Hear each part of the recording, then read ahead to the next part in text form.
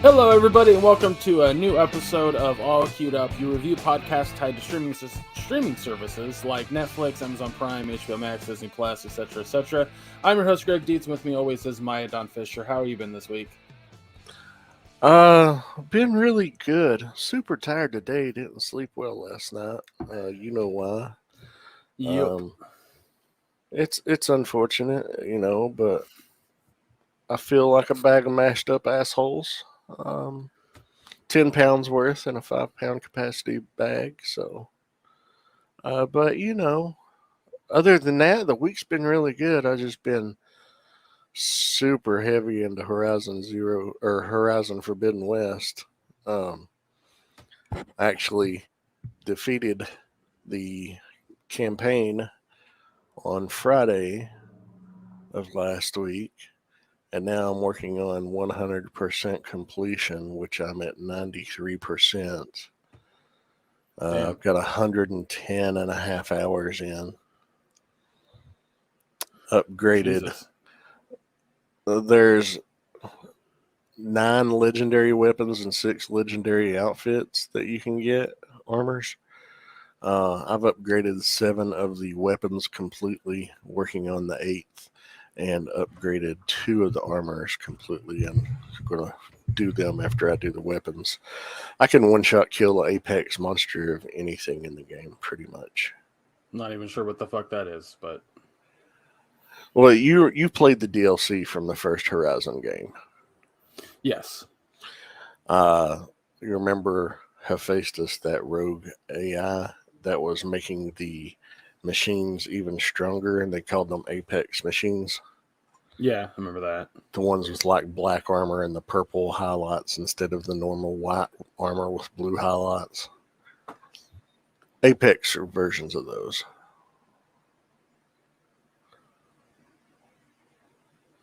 Um, those don't come into play in the main campaign, do they? Uh huh. I thought Oh. you'd already encountered them by now. Well, there was the one that was in the cauldron that I just got through. Okay. I think. Yeah, I'm pretty sure there was. That's why I mentioned it. I mean, it's fine. I've talked about my opinion on spoilers. Like, Oh, I know, and that's just a mild spoiler, if there, don't even if at don't even. all. Yeah, I was like, I don't even consider it a spoiler. So that's why I was like, I wasn't bothering me at all. Um, yeah, I haven't had a whole lot of time to play it myself because between work and hanging out with talking to friends online and then just being too tired to play. I think I've been over this before. I have a problem.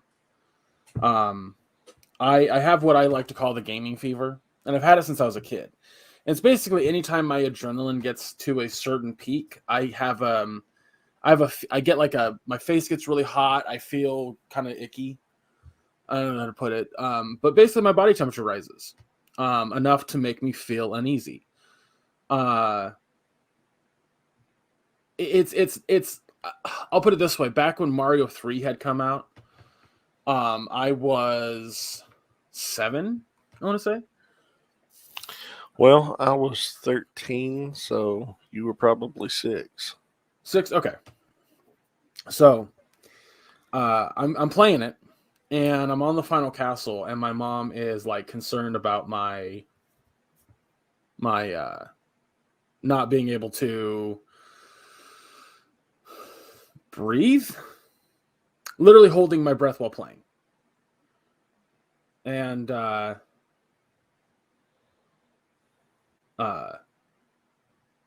she would take the game away and say like not turn off the system because she understood, but she's like, you need to go step outside or something for a little bit, and I'd have to go cool off or whatever. So well, the reason I mention it now is because playing Horizon Zero Dawn, I can do like 2-3 hours at a time, and then I have to take a long break and watch something or play a different game that doesn't do that to me. So I'm hoping that I can get some time in today, maybe tomorrow, maybe this weekend. But I'm playing on story mode, and I'm just doing story missions. I'm not even fucking like, I'll run past characters that have like missions tied to them or something to that effect, and I just walk past them. I don't even fuck with it, because like that's the thing. I don't have time to put into a game like you do right now. Yeah. This is not a like Oh, it's not a slight or an insult Yeah. or anything. You're busy. I know. Yeah, so I'm gonna blast it again. The other thing I was gonna say that I have been on, like, when I'm doing other things, watching people play Elden Ring. I'll never play a Souls-like game. I'll never ever play a Souls-like game. No, I hate those types of games. They're not for me. If you enjoy them out there, great. But I've never had the desire to even pick one up and try it out.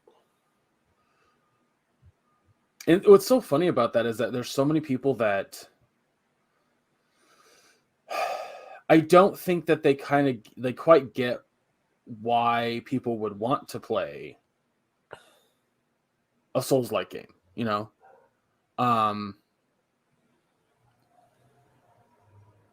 a little all over the place, everybody. Like, my brain's not quite here. Anyway, I had a conversation yesterday with somebody. They had posted on Facebook that they were watching people play Elden Ring and just getting angry whenever they would die or something to that effect. And he's like, "Why put yourself through that?"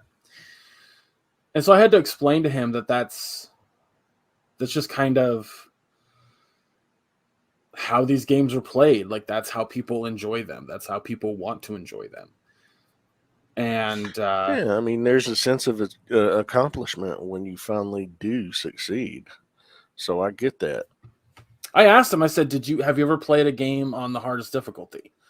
And he was like, "Why would I do that?" And I'm like, trust me, I agree. I'm never going to do that. Like, I am enjoying Horizon Forbidden West on story mode, which is above easy. I genuinely have only died by drowning because I couldn't figure out how to get through the fucking water in that one part. But like, I dropped from like the top of something way far, and it was like, it didn't instantly kill me. It dropped me to 10 health. That was it. Yeah. Like, the game refuses to kill me, and it gives me more, I don't know if it's the same amount of checkpoints, but it gives me some pretty fucking forgiving checkpoints. So, but Elden Ring is not that. That's my point. Like, I may be playing Horizon on the easiest difficulty and just getting the story. But people like to play their games on like the hardest difficulty. I know that you probably didn't start Horizon on the hardest difficulty right at the gate. You probably played on normal and just went your way, right? No, I threw it on nightmare mode, whatever it's called. Are you serious? Yeah. Damn. All right. Well, I'll fucking shut my mouth. I was already 15 hours into it when I discovered that there wasn't a difficulty trophy attached to it. And I was like, well, I'm not starting over now. Because you know me, I'm if it's a game that I love, I will trophy hunt the shit out of it. Right. Until I complete it. Sometimes it may take me a week or two. Sometimes it'll take a month or two. Sometimes it'll take a year or two. Hell, I got a trophy this morning on a game I've been playing for 4 years off and on. Only have one left to get, and then I'll get to platinum for it. I'm like, woohoo. I mean, it's going to take a while to get it because it's one of those, it's more of a casual game. Fallout Shelter, you ever play it? Mm-hmm. Okay. Yeah. I got bored with it, but yeah. It is time consuming, but it's something fun to fill in the time to bring me down after I play Horizon for hours on end. Yeah, that's fair. I like, here's my thing. I actually think if you're going to play Horizon Forbidden West on Nightmare, Maya, you might actually enjoy Elden Ring quite a bit. It is an open world game. The enemies probably arguably do as much damage to you as enemies in Horizon on Nightmare difficulty. I don't think it's that much of a different difficulty curve if you're playing that on that hard difficulty. It probably isn't, truthfully. Like, the reason I don't play Dark Souls games or Bloodborne or now Elden Ring is because they're designed to be difficult. There's no difficulty option. That you just start the game and it's hard. It's not impossible, but like Dark Souls games and Bloodborne for that matter are very not linear per se, but they definitely have a linear-esque style to them because you're only supposed to be going in a direction to fight a boss. You every enemy that you defeat, you get a currency. In Dark Souls, it's souls. In Bloodborne, it's I believe it's blood. I could be fucking wrong about that. Look that up We'll say it is just for simplicity's sake. Yeah, but in Elden Ring, it's called runes. They're the exact same thing. You use this currency to level up, to unlock new abilities, new weapons, magic, whatever you want. The other thing that makes Elden Ring so good, outside of it being basically an open world Soulsborne game, is the customization ability. So there are 10 classes that you can start off playing. They all play different. They all play drastically different from one another because they all have different stats. They all have different abilities, whether it be magic or like there's a whole character that you can just fucking like it's basically like playing a monk in D&D. Just go in and punch and shit, kick the shit out of everything. Like I'm telling you right now, you may not be interested in the Dark Souls games, Maya, but you would fucking love Elden Ring. It is just your type of challenge. Just based on what you just told me, I kind of maybe want to check it out. What I would do is wait until it goes on sale or some shit, because yeah. You definitely don't know right now if you're going to enjoy it or not. No, that's definitely a wait and see title. I mean, hell, very few games do I buy day one. You know, Final Fantasy 15, Final Fantasy 7 Remake, Horizon Forbidden West. I think those are like 3 of the past 5, and that spans over 5 years there? Yeah. Animal Crossing was another one.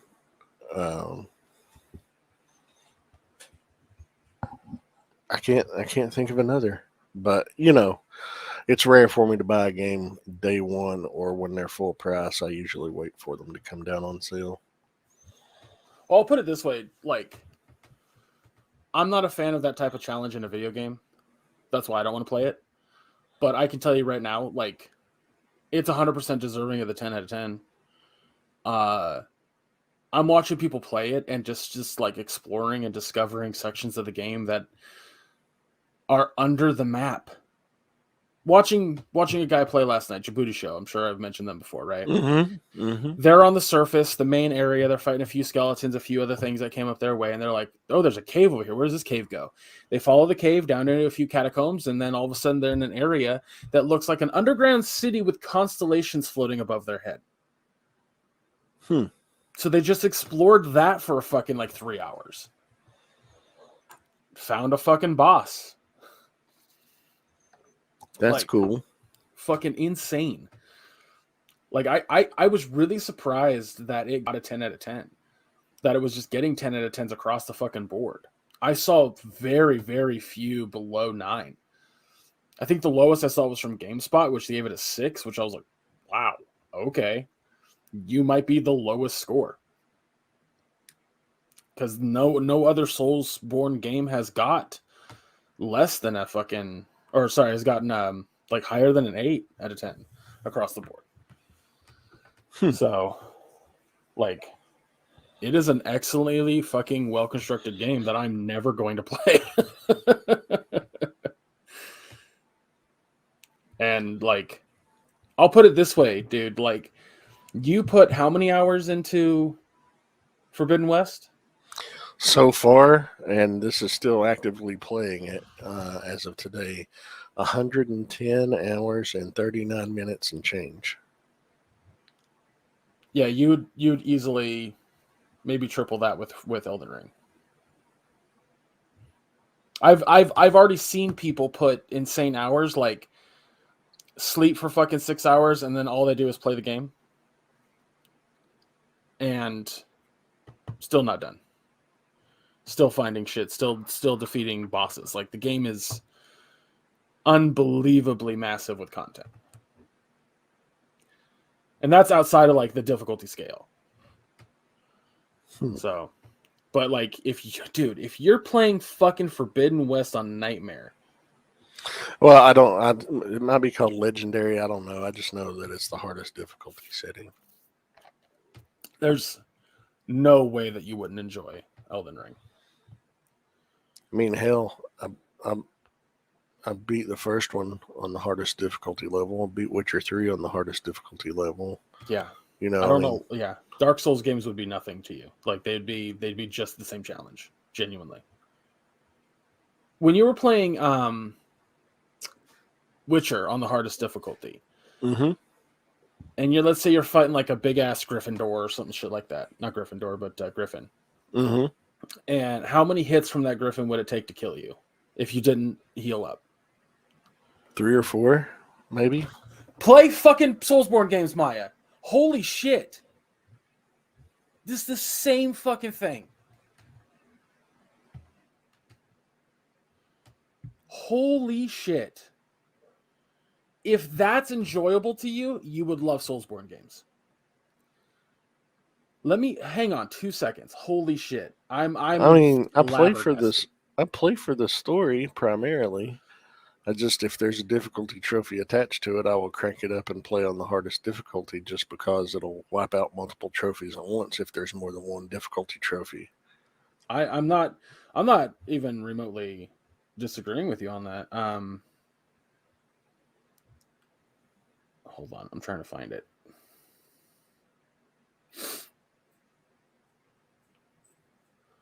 Because there is no difficulty trophy for.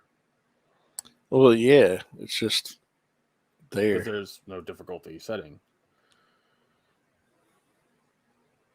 The reason I said stop for a second is because Bloodborne is a PlayStation exclusive, and it is a there's a reason that the term is called Soulsborne. Mm-hmm. It's like Metroidvania. It's the same generic idea. Anyway, that game was released in 2015. It's only $8 on PlayStation right now. And I'd say, honestly, when you're done with Forbidden West, buy it. Play it. Like, the other thing I think you'd love about the Soulsborne games is how they tell their story. Like, a lot of other games are direct with their story. These games are not direct. So there is a level of direct. There's a level of like, okay, well, you know the point of the path that you're taking, right? But I'm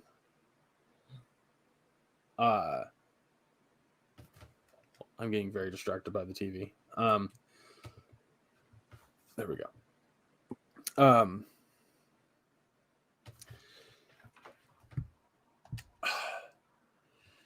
It tells a story through pieces of items that you collect through like unconventional storytelling elements.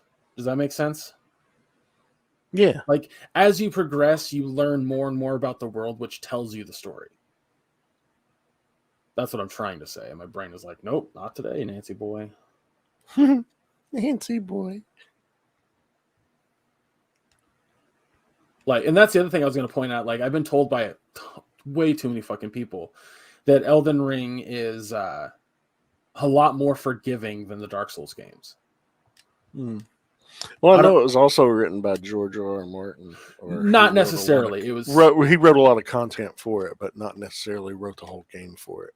Yes. I know the game director said that he couldn't put restrictions on his involvement because he didn't want to have to force rewrites due to game mechanics and things like that later on down the line.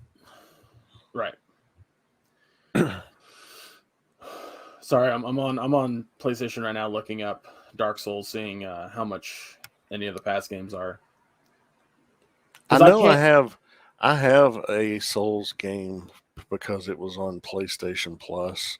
I just don't know which one I have. I've just, claimed it but never downloaded. I would do that. I would play that, and I'm sorry, the main menu of the fucking PlayStation Store shows Tom Holland's Nathan Drake in Fortnite. So that was very shocking for like a second.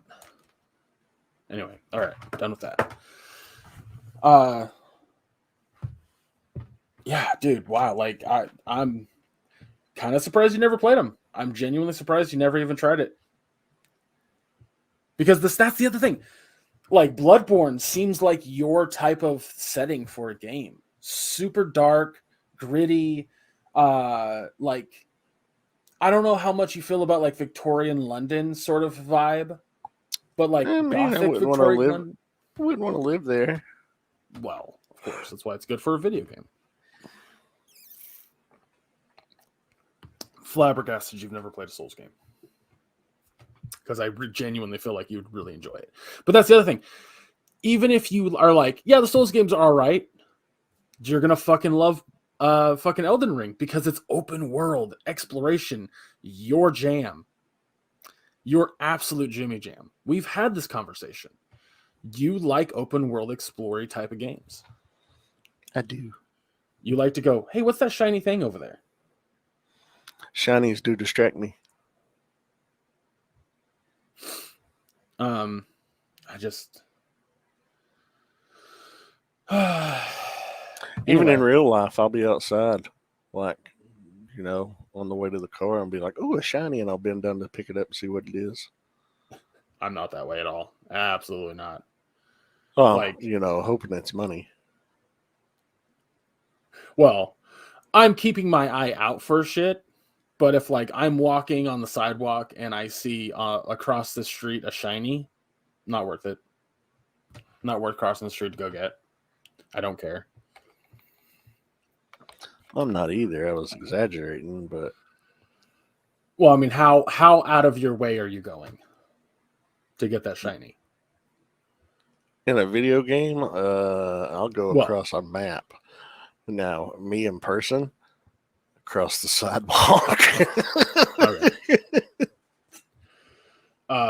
My dad is like if he played video games, he'd love open world explorer type games because if I'm driving with him, he's just always like, I wonder what's in that building. I wonder what's over there. Like he's always doing that. I'm like I'm focused, right? Like that's why I kind of like doing DoorDash because I have a direct path that I have to take to complete the task. I know what needs to be done and I'm going to do it. And that's it. That's as simple as that. And I know that's the way my brain works and it's always been wired that way, but you don't have to, escort an NPC on your way. Oh, you want to know what drives me banana sandwiches in video games? And Horizon fucking does this. If I have to follow an NPC that's walking, let me fucking walk with them. Yeah. Instead of running ahead and then having to wait for them to catch up. Or like just gently hitting the fucking joystick so that way you're just kind of walking behind them. I'm like, I fucking hate that. Yeah, that is one of my small gripes about this game. Although, that's really one of the few. Oh, yeah. It's not just Horizon by a fucking country mile. There's tons of games. That's a metric fuck ton of games. Like ton, that is an official unit of measurement. I will give Horizon credit in this regard that when they do that, they're kind of like, but while the NPC is walking, you can go to like the store or like your chest or something to that effect. I'm like, okay, that's fine. Like you're giving me time to do shit that I should have done. Yeah. But there was a game I played a while back that was like, it gave you that option to run ahead or whatever, but if you got close to the NPC that was walking, you could press a button, just like there was like triangle or Y or whatever controller I was using. And it was like walk behind them or follow behind them or some shit like that. So it automatically follow behind them. So that way you could still hear the conversation if there was a conversation happening. And I was just like, could all games do that? That'd be nice. Yeah. Just give me that quick little prompt. That'd be great. Yeah, absolutely. and then set your controller down for a minute, go grab a beverage, what have you. Yeah. So, well, folks, we've been talking for 30 minutes because I was trying to kill time mostly. But so I didn't make a game. I know that last week I said that we were going to talk about episode 3 and 4 of The Marvelous Miss Maisel, which we are going to in a minute here, but I did not have time to make a game. So unfortunately, it's just going to be us talking about Marvelous Miss Maisel and whatever the hell else we want to talk about. But here's the thing. March is fucking heavy with a lot of stuff. Stuff that I'm going to watch regardless if Maya wants to watch it or not. But we are going to plan to kind of review a lot of this stuff. I know that we're not going to review Picard season 2, which I'm going to watch, or like upload season 2. At least I don't think we are. But I didn't watch season 1. I mean, I'm a casual Star Trek fan, and by casual, I mean I'll watch a new movie when it comes out, but I'm not going to be asked to watch a series. So Picard is so different than other stuff. Like, I know it's good though. I know it's good. I just because I've had a lot of people tell me that like Star Trek is a little bit more boring than Star Wars, or more boring than the movies, and I completely agree with you. It's a lot more talky. It's a lot slower, more cerebral. So it can be not as entertaining. Totally understand that. For whatever reason, but that's why I say, like, regardless if you want to watch Picard or not, it's so fucking structured differently than a Star Trek show.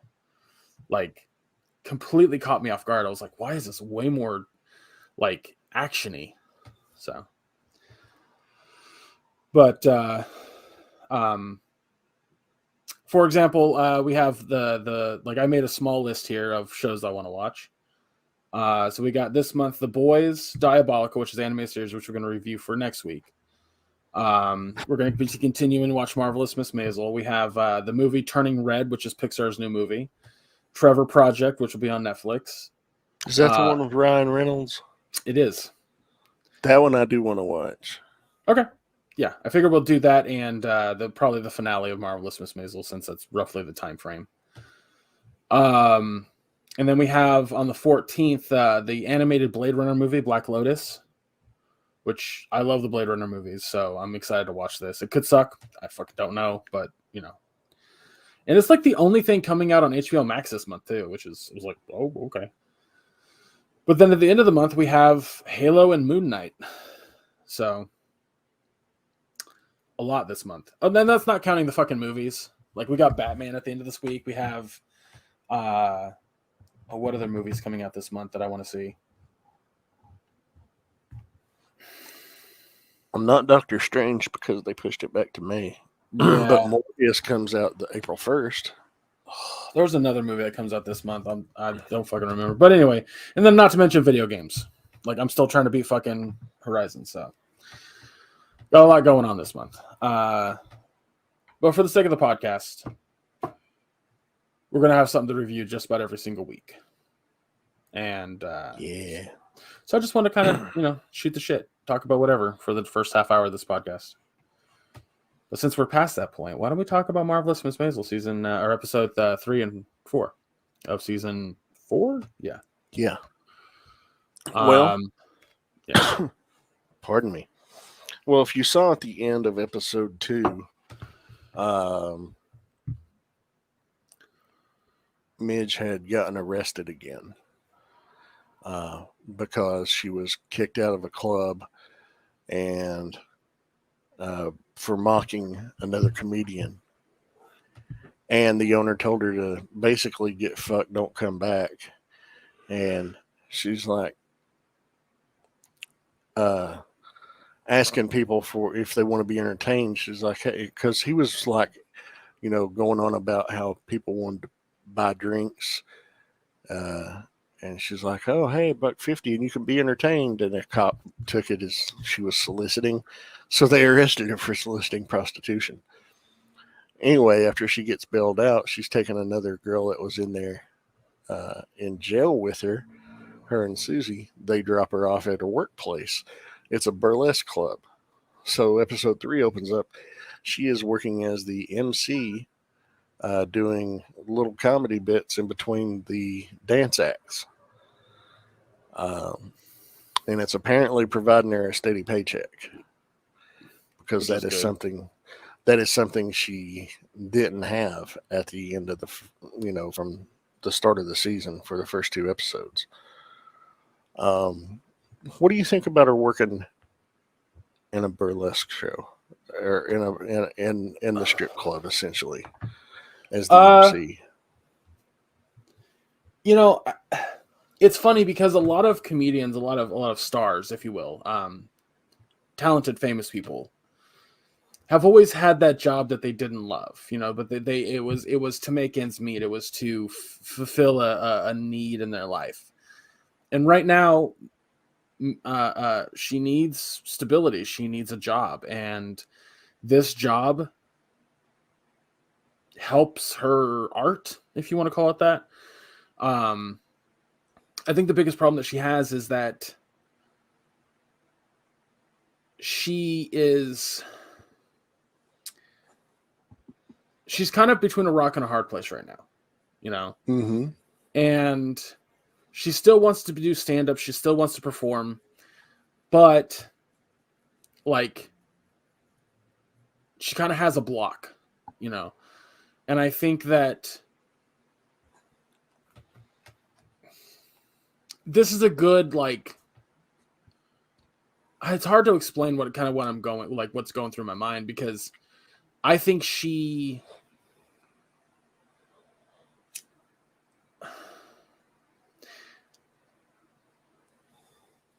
put you on the def spot with this. no, it's fine, because I'm trying to think of how I want to say that. Like, I think it's a good place for her right now. I think that there's a whole scene later. I didn't want to kind of go in, I was trying to avoid going into it, but there's a whole scene later where Lenny Bruce shows up in like the 4th episode, right? No, it's the same episode. It's the third episode. Is it 3rd? Mm-hmm. Okay.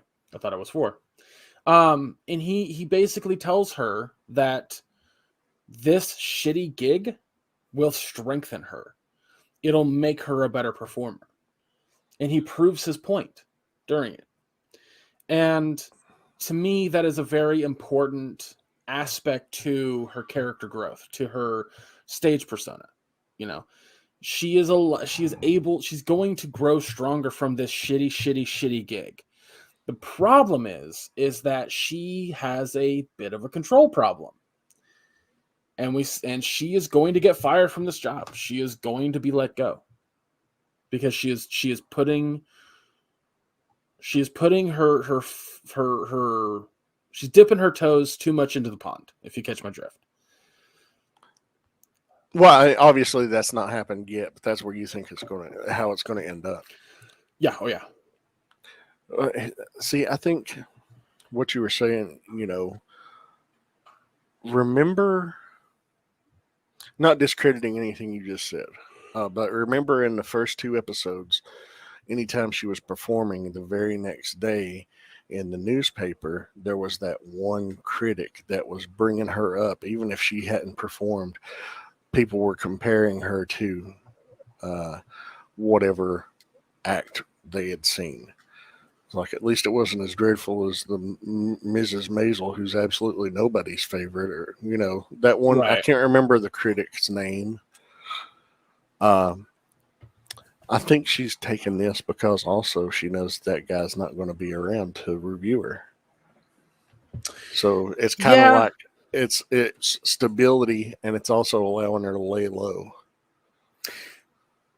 As for her mindset for the thing, it's yes, you're absolutely correct. But I'm more going in regards to, like, after, like, what will this do for her, for Aside instance. aside from what Lenny told her, toughen her up a little bit, not Jack. Yeah, toughening up, definitely getting to the point where she can kind of perform anywhere. I just don't think that this is going to end well for her, if that makes sense. No, I don't think so either. But a lot of stuff hasn't, exactly panned out for her, and she came out on top because she's strong.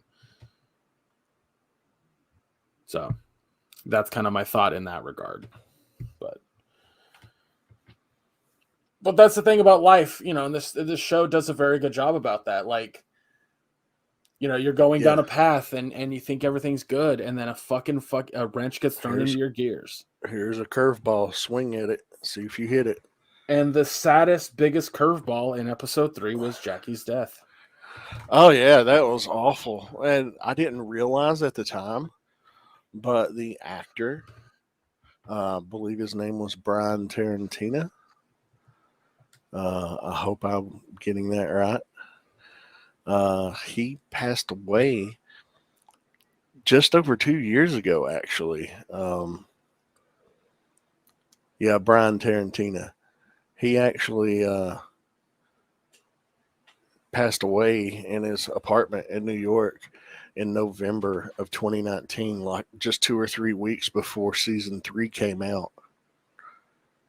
So I didn't realize it then, so I didn't think anything of it.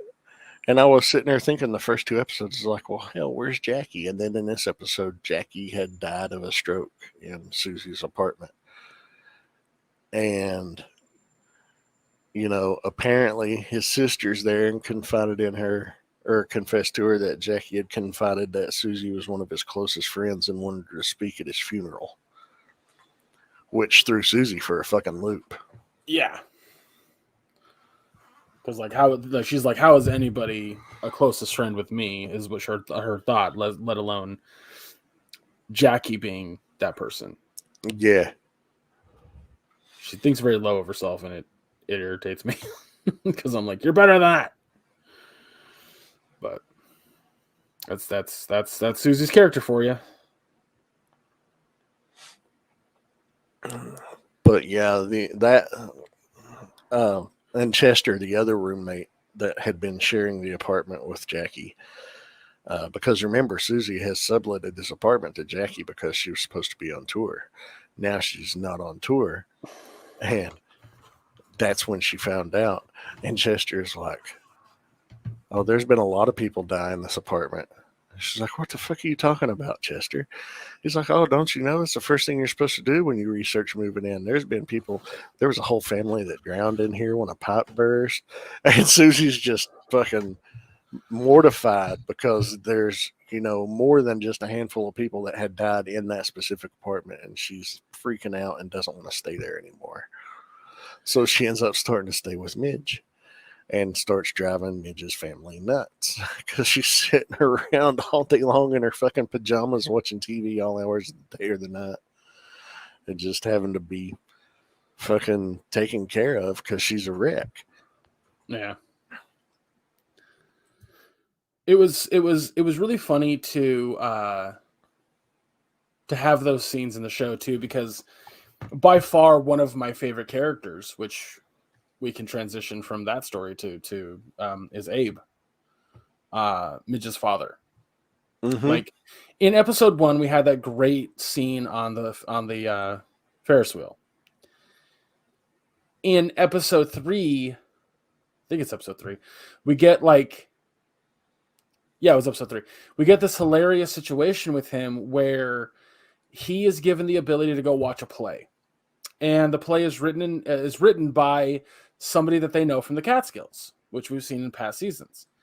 And they're very excited about it. Abe's super excited because he's like, I know this kid, I know his talent, it's going to be awesome. Long story short, Abe fucking hates it. He thinks it is an absolute piece of shit. And he doesn't want to write that because he knows it's going to hurt the kid. But he's a journalist. At least now he is. And he has to tell the truth, which any good journalist should. His fucking cape, dude, was killing me. Yeah, like, especially how he was twirling with it all the time. He's just like he was immensely proud of that cape and how he pulled it off. Oh yeah, so fucking good. But like him,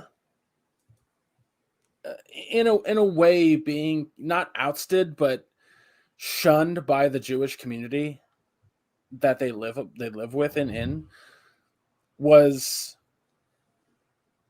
really fucking funny. And he has a line that he says in the synagogue during a fucking bar mitzvah, by the way. Yeah, because everybody started calling him out during it. Yeah.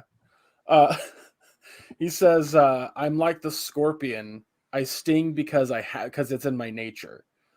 Yeah. And I was like, He tells them, "You're the frog and I'm the scorpion, and like the scorpion, I sting because it's in my nature." so fucking funny. Uh, But there's a scene where he is like Susie's depressed and she's in the living room not sleeping. It's the middle of the night. It's like midnight, and she's watching late night TV, which is interviews. And it was an interview with Alfred Hitchcock, which I thought was pretty cool. yeah. And she's just eating and she's just awake, having a snack. But the TV is loud, and Abe is the only one like super irritated by the TV because of course he is. Like anything out of Abe's normal repertoire that he's ever had, especially when he worked at Columbia, is an absolute nuisance to his existence, and it's funny every fucking time. Oh yeah, absolutely.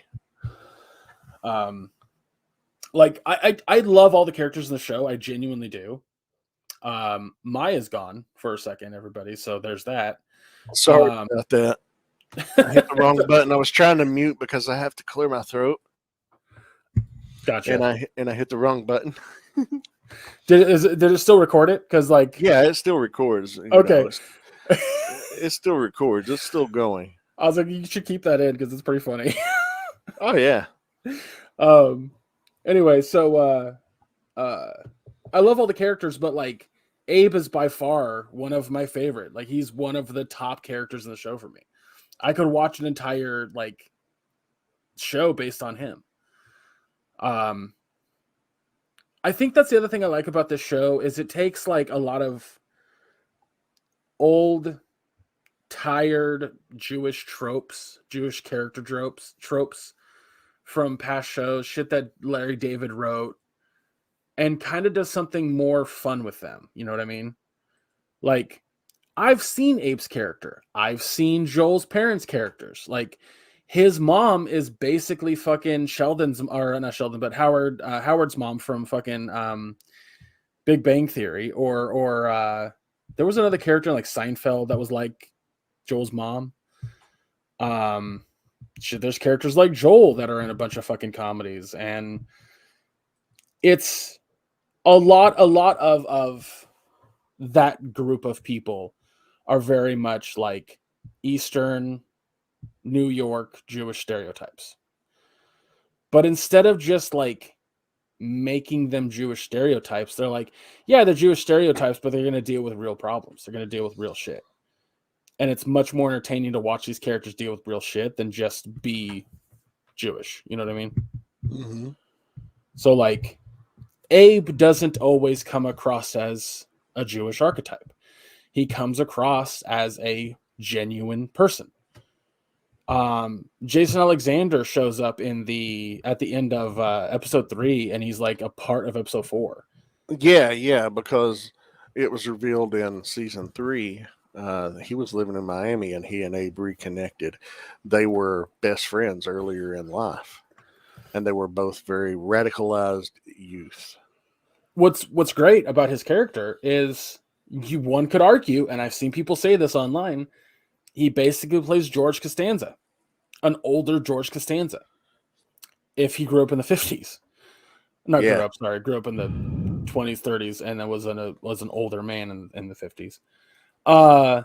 But he basically plays George Costanza.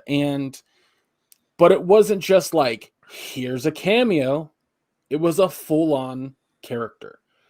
And this character's concerns were real, and his past was still existent in his mind, and he wasn't just there to be a folly. He was there to kind of grow Abe as a character as well, to add more to the character as a whole.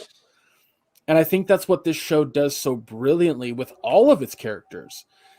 They don't just exist for the sake of existing. I'll give you a minor character that still has more character than some other fucking shows that we've watched. Joel's girlfriend, I'll say. We didn't have a whole lot to her character. We knew that her parents owned the nightclub that Joel runs. or at least owned the building. We knew that Joel and her were seeing each other on the side, but these 2 episodes, don't remember which one, we got more of her character. We got her fleshed out a little bit more. I know more about her than I do some other characters and shows that we watch, because she's, again, not just there to be a Folly. She's not just there to enhance Joel's fucking storyline. She's there as a character. Yeah, and that's something this show. I mean, it's really, really well written. The I guess it's a husband and wife team that write the show. Okay. Amy Sherman Palladino and let's see, Daniel Palladino. I guess they're married. Yeah, they're married. So, Ow. But she is the creator, showrunner, head writer, lead writer, and he's like lead co-writer. He also directs. In fact, these episodes, the first one of the season was written and directed by her. The second one was written and directed by him. Third one was co-written by both and directed by him, and the fourth episode was co-written by both and directed by her. So that's pretty cool. Well, there you go. So they have a vision, and they're definitely sticking to it, and they're doing a really good job. Yeah, agreed. I mean, I think that's what makes this show so special, is that Susie was never a character that I thought I'd get strongly attached to. But as I'm watching her give her eulogy to Jackie, I'm crying. Like, I'm legitimately emotional. And it was like... And then right the fuck after that, we have the scene of Abe telling off the entire synagogue because he wrote a truthful review. And I was fucking thoroughly invested. It's hard to kind of quantify how, like, important this show is outside of just being a good show. You know what I mean? Yeah. Like, we've talked about in the past how the show kind of... It takes the concept of, like, what comedy has evolved into, why comedy is important, and made something more out of the show. We haven't watched Midge do really any stand-up. Like, she's been on stage, she's said a few words here and there, she's made a couple jokes, but not really do any stand-up, you know what I mean? Yeah, because she's doing it in this burlesque club, and for, drunk guys that are telling her to take it off every time she comes out on stage. Yeah, she did have that one hilarious moment with the 3 guys that weren't paying attention to her. That was amazing. When Lenny was there. Yeah. And that's the closest I think we've gotten to watching her do stand-up since she was kicked off that tour, which would be, beginning of the season. I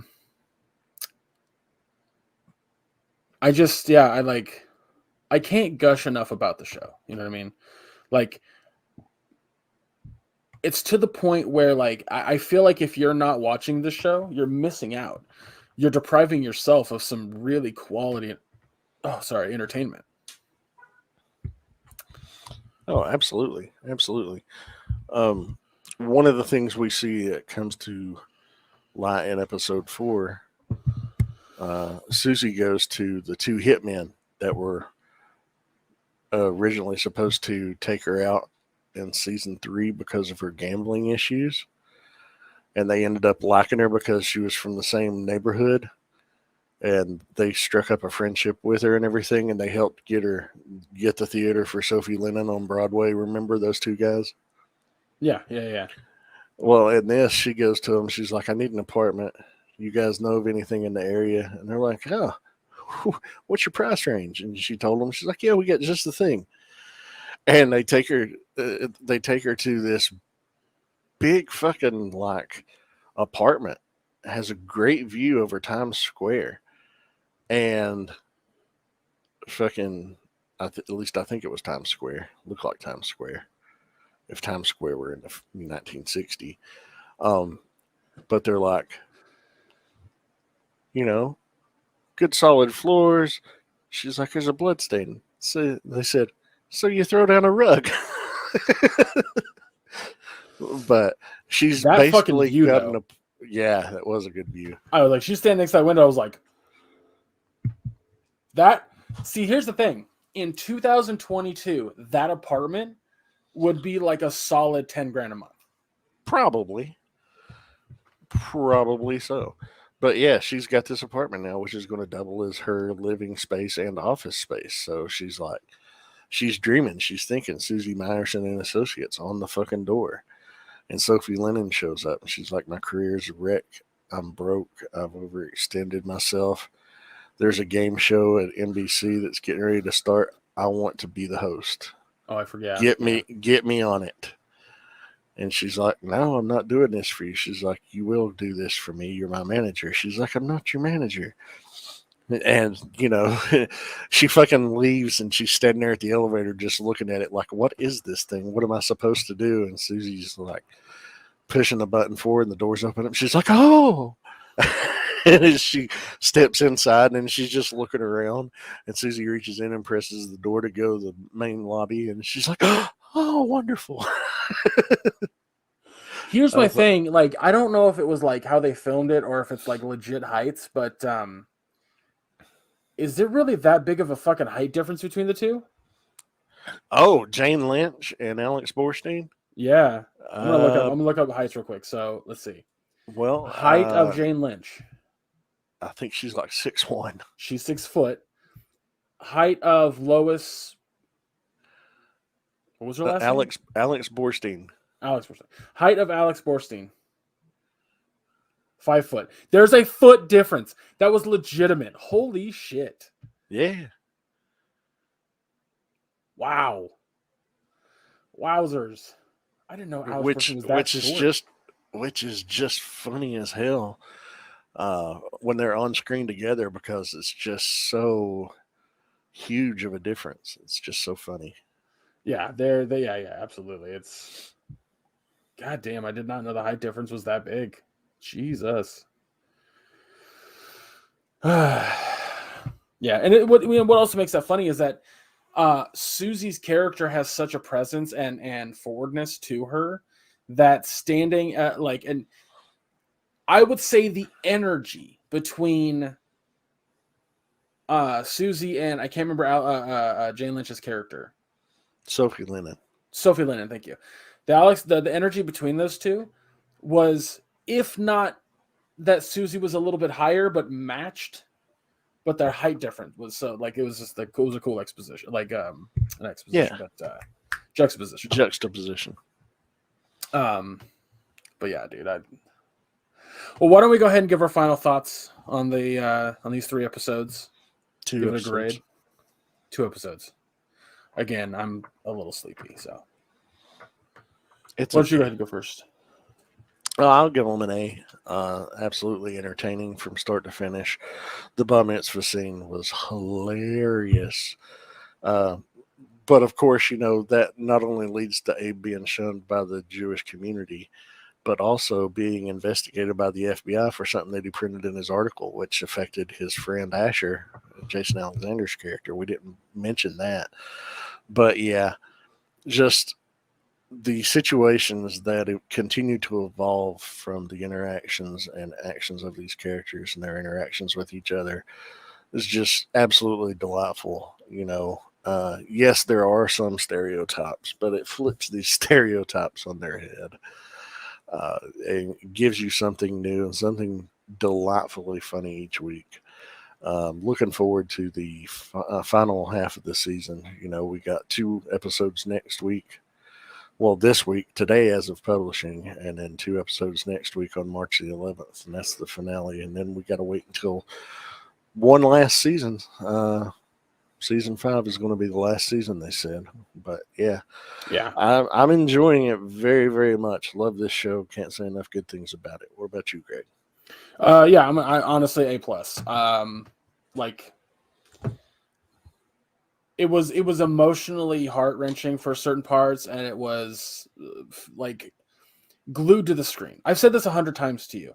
If a show can keep me occupied and stop my mind from wandering, it's done an excellent fucking job.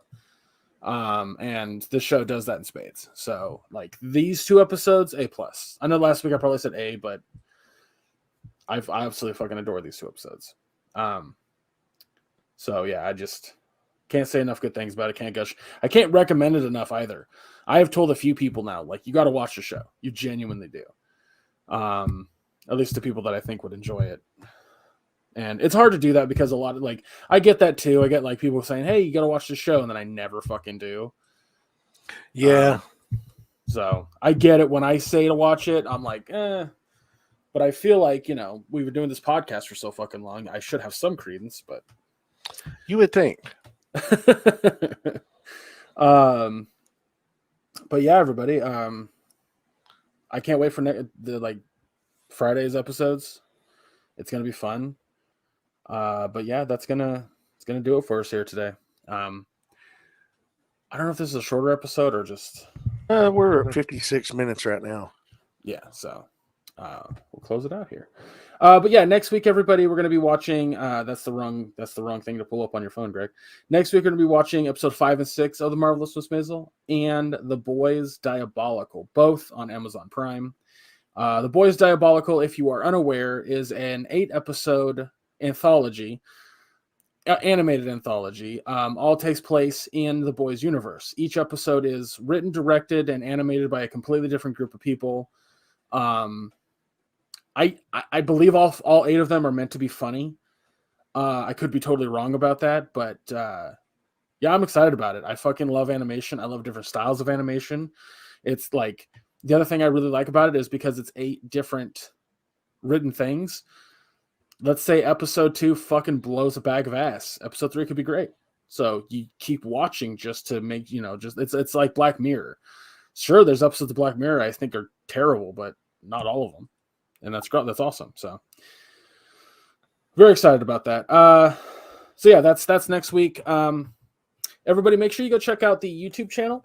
I uploaded my review of Cuphead the other day. I love that I'm able to edit on my phone. I probably should have turned down the background music a little bit, but you can still hear me clearly. But yeah, it's like what, less than 5 minutes, Maya? It's really short. Yeah. I like to get my thoughts out quick. I don't like to keep people, there forever. But yeah, go check out that review. Funny small thing about uploading that review is I basically downloaded the full trailer, but from a specific site on YouTube, to which when I uploaded the video onto our channel, which has my picture in the bottom corner, so it has an overlay, no audio, except for our background track and me talking. We were copyrighted by the YouTube channel that I downloaded it from, but it was only unavailable in Italy. So, well, it's not like we make money off of the YouTube portion anyway. Yeah, it was very we don't monetize any of that because we don't have enough followers to monetize it. Hey, people, get us to 1,000 followers. There you go. But yeah, go check out that. I'm going to try to do, there's a new show on Netflix that I'm going to try to watch this week. The guy that kind of he didn't write it, but he headed up the production company to make Castlevania, Ari Shriman or Shriver, something like that. Shriver. I can't remember his name. But anyway, he helped make the Castlevania show. He wrote and directed his own show for Netflix called The Guardians of Justice. The 2 first episodes I have watched. It's a show that exists on Netflix. It is definitely there. It's available to watch. That's gonna be a fun review to talk about. But yeah, that'll be up on the YouTube soon. So go give that a follow. Go give that a like. Speaking of that, all our socials are going to be down below, which we should probably link the new reviews through the socials now that I think about it. But when we do, we'll try to let you know on the social media. So go follow all those down below. Go check out the Teespring store. If you want to have our cartoon faces on your body, that's where you're going to go do that.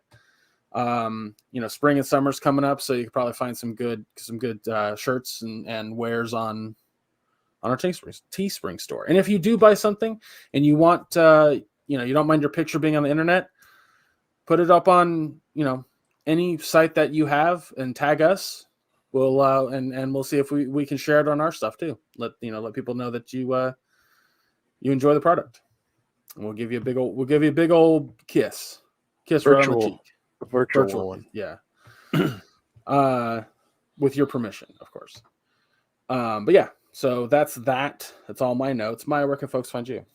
You can find me on Facebook under my name, which is Maya Dawn Fisher. It is a public profile, so not only on my Facebook page will you find cool things about me, what I'm into, but also my Twitter and Instagram accounts that are linked there that you can click on to follow those as well if you so choose. If you want to catch me on other shows, you can catch me on the Realm of Collectors YouTube channel every other Wednesday at 9:30 p.m. Eastern Time on a show called Figure Banging. It's a live action figure review show where we interact with the audience in the chat and go over, action figures, mainly Transformers. It's fun. All right. That's everywhere you can find me. What about you, Greg? You can follow me under all socials under Chub Rock Geek. You can also follow me over on the Mission Start podcast and Mission Start Tubes, different channels. That's where Anthony and I will talk about video games or something to that effect. He's got something else going on over there. So if that sounds like it's up your alley, go check that out. But that's it for me. Again, folks, next week, Marvelous Miss Maisel episodes 5 and 6. And The Boys Diabolical, both can be found on Amazon Prime. Thank you guys so much for listening. We really appreciate it. And we'll see you next week. Take care, everybody.